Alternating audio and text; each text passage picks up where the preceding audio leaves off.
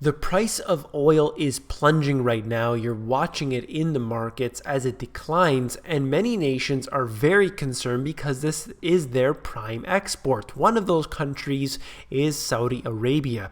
Now, I've been able to dig up some information on exactly why this is occurring, or at least one of the reasons. So let's get into that right now. Then I'll connect the dots with some other things. Saudi Arabia to pressure Russia and Iran with the price of oil. That's something that many analysts haven't been discussing, but it is something to look at. Let's get into the information right away.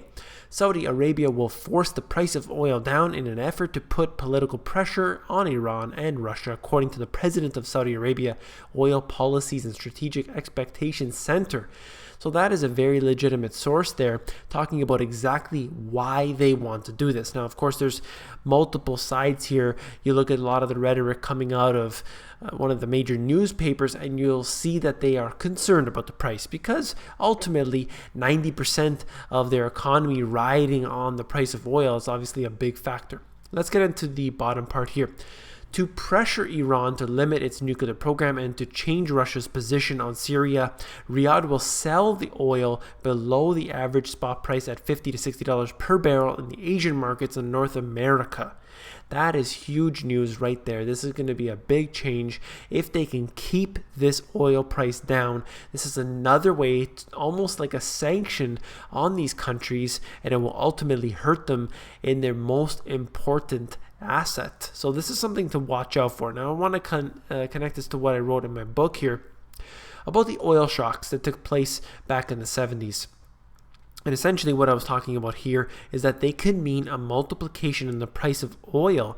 But we look into the markets today where we have completely contrived prices. They're able to push them up and down.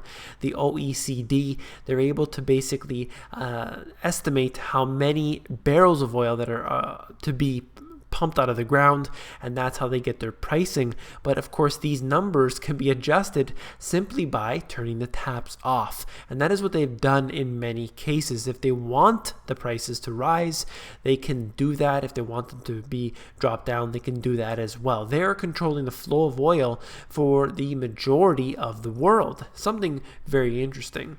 Now let's connect this into what's going on right now geopolitically. China cashes in on Russia's shrinking economic options. Putin said China-Russia trade could hit $200 billion by 2020. And there are reasons for this, of course. But what I wanted to get into was exactly what these type of sanctions are going to do. If the price of oil and other sanctions are occurring right now for Russia, what's that going to do? Of course, it's going to push China closer to Russia. And I'll get into more of that right away. Russia spending $6 billion, not enough to stop the ruble rout on oil. They spent $6 billion of Russian currency interventions, failing to stem the depreciation amid the tumbling oil prices. When you have a commodity tied into a country's currency so tightly, it's obviously going to be a big problem if there's a bear market in that. So this is hurting Russia big time, and they're going to be looking for alternative sources. Of course, they're going to end up looking to themselves for more oil. They have an abundance of oil, so perhaps this is sort of their way of needing that boost they need to start digging more. Right here, ruble risks betrayal at home for nations rush for dollars. This is something very interesting as well. More Russians are keeping their cash in dollars and euros as the ruble falls to records amid central bank efforts to maintain control over the pace of the decline.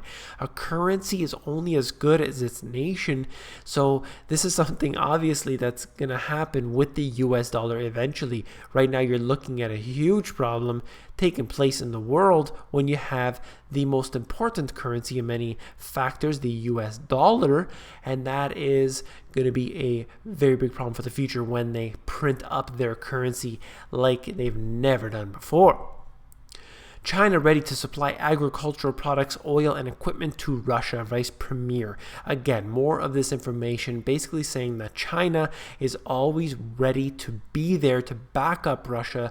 And of course, they've made other deals with Iran, with India, with the BRICS nations, and they're going in and basically solidifying their pacts get together, and we are forming basically a schism in between the Western nations and countries like China and Russia.